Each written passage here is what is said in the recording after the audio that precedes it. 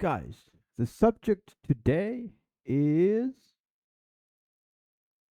cure. What the nature of a cure is. Of course, in Western modern medicine, a cure is just the disappearance of symptoms by any means necessary. But as we'll see, the old masters of homeopathy had a different opinion. And as usual, we're going to be reading from Kent. And also, he quotes the Organon. So we're also reading Hahnemann. So let's get into it. It is stated in the second paragraph of the Organon that the highest ideal of a cure is rapid, gentle, and permanent restoration of the health, or removal and annihilation of the disease in its whole extent in the shortest, most reliable, and most harmless way, on easily comprehensible principles. Okay, so that's Hahnemann. And of course, modern medicine doesn't fit that definition in any way whatsoever, as it is not permanent. But when you're suppressing the symptoms, it's not permanent, it's not harmless, and it's not giving you health in any way, shape, or form. Kent continues, if you were to ask a physician who had not been trained in homeopathy of what a cure consists, his mind would only revolve around the idea of the disappearance of the pathological state. This is what we were talking about. If an eruption on the skin were the given instance, the disappearance of the eruption from under the skin would be called a cure. Let me just zoom in here. If hemorrhoids, the removal of these would be called a cure. If constipation, the opening of the bowels would be called a cure. If some affection of the knee joint, an amputation above the knee would be considered a cure. Or if it were an acute disease and the patient did not die, it would be considered a cure. Yeah, so this is the opinion of the allopathy. This is the definition of cure in allopathy. And that is really the idea of the patient as it is derived from the physician.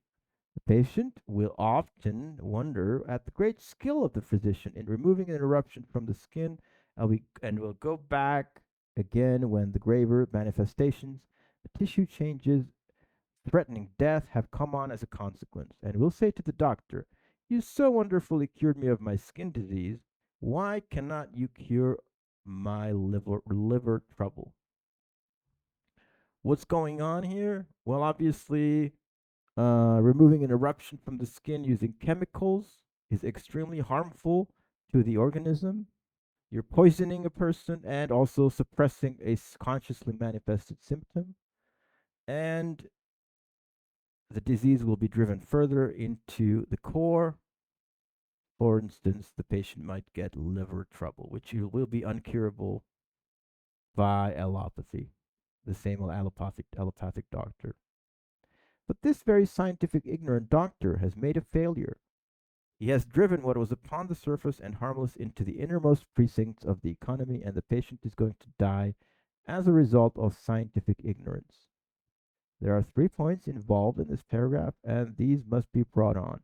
Restoring health, and not the removing of symptoms, is the first point. Restoring health has in view the establishment of order in a sick human being. Removing symptoms has not in view a human being. Basically, don't worry too much about removing symptoms. If the patient is completely healthy and has a skin eruption, just leave it there. It's not doing anything bad. It might be itchy or it might look bad, but just leave it. The organism is in balance. That would be what I would add to this, right? If the removal of the symptoms is not followed by restoration to health, it cannot be called a cure. What a simple minded creature he must be. What a groveler in muck and mire he must be when he can meditate upon such doings even a moment. So I think that's talking about allopathic doctors. How different his actions would be if he would but consider that every violent change which he produces in the aspects of the disease aggravates the interior nature of the disease, aggravates the sickness of man, and brings about an increase in suffering with him.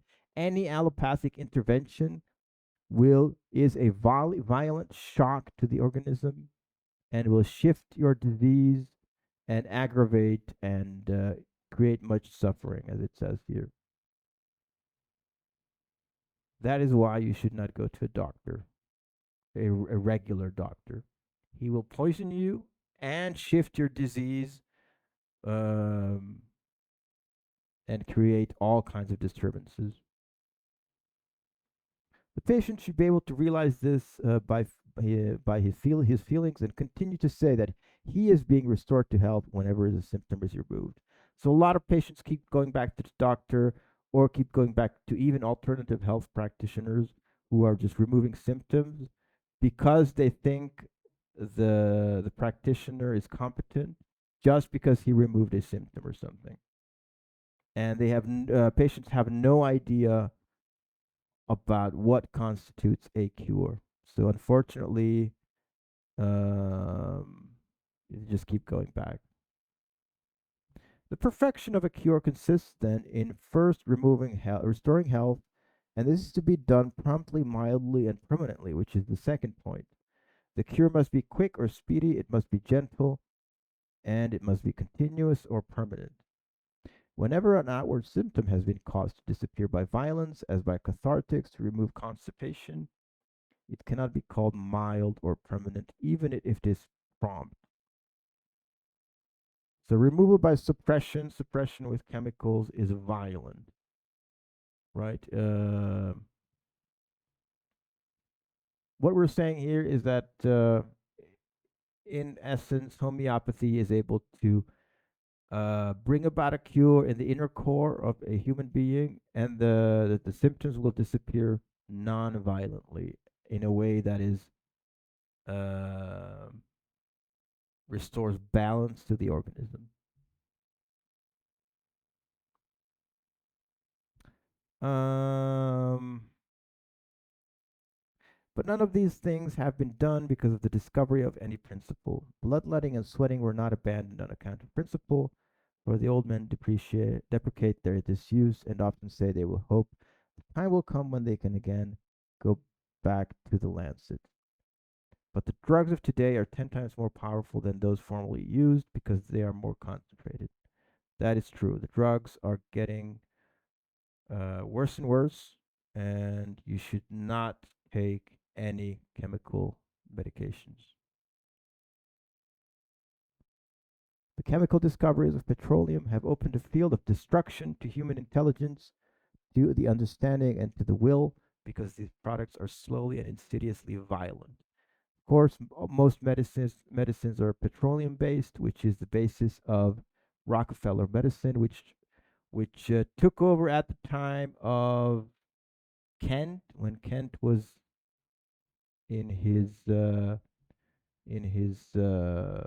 towards the end of his life, and he witnessed it firsthand, how they took over medicine, which up until that time was dominated by homeopathy and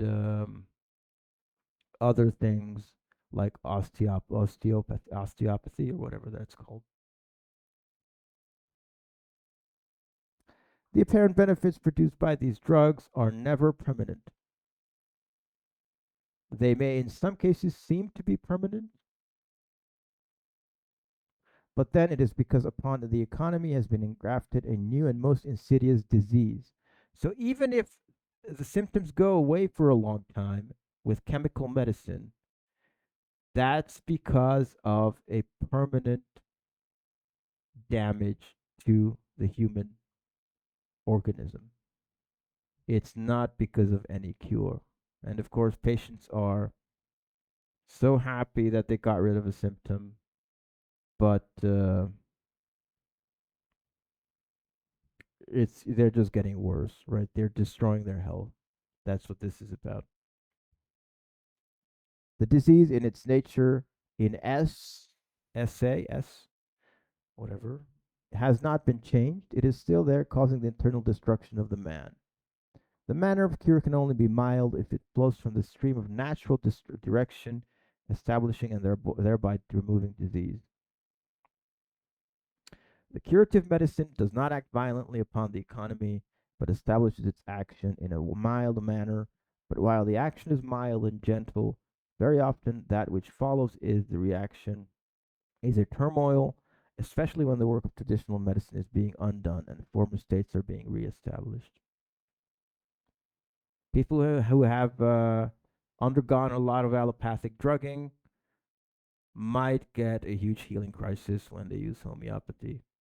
But normally, in relatively healthy individuals, homeopathy should be a non-violent, mild, and gentle therapeutic modality. And yeah, this article I think goes on for a very long time, but I think we got the message across. And thank you for listening. If you would like to do a homeopathic consultation with me, you can get in touch by Telegram, and you can find my Telegram in the channel description. I'll see you guys later.